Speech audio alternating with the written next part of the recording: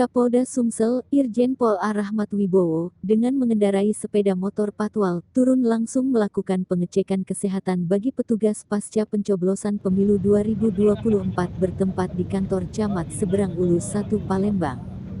Jumat tanggal 16 Februari tahun 2024.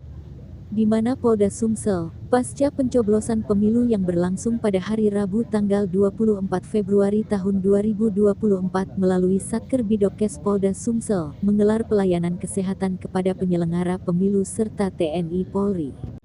Pelayanan kesehatan ini bertujuan untuk mengecek kondisi kesehatan dan memberikan vitamin kepada petugas pemilu 2024 yang bertugas di lapangan.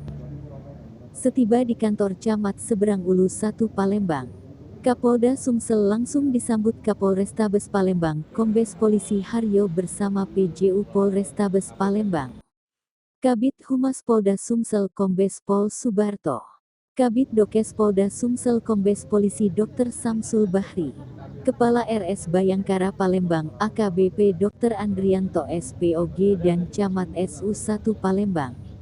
Kapolda Sumsel Irjen Pol A. Rahmat Wibowo langsung meninjau lokasi penyimpanan kotak suara di Aula Kantor Camat SU1 Palembang, dilanjutkan dengan peninjauan lokasi pelayanan kesehatan di depan gedung utama Kantor Camat SU1 Palembang.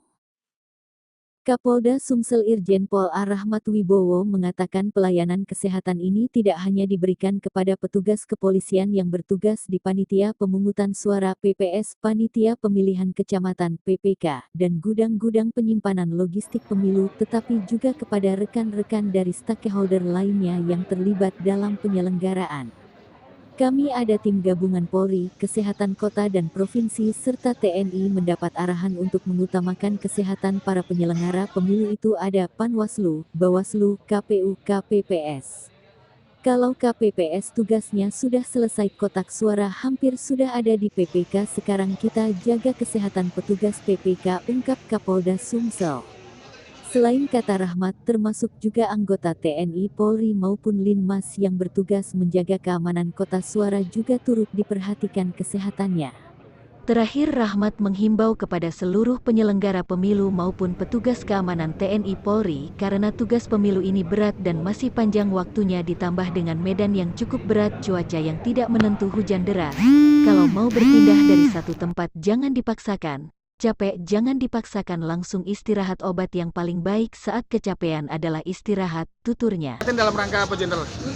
Ini ada tim gabungan, baik dari Polri, dari Dinas Kesehatan Kabupaten Kota Provinsi, juga dari ada TNI, semua mendapat arahan untuk mengutamakan kesehatan para penyelenggara.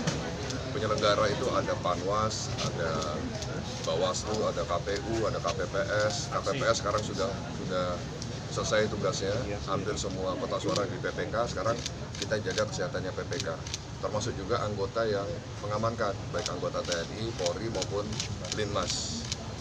Syukur alhamdulillah sejauh ini tidak ada yang serius.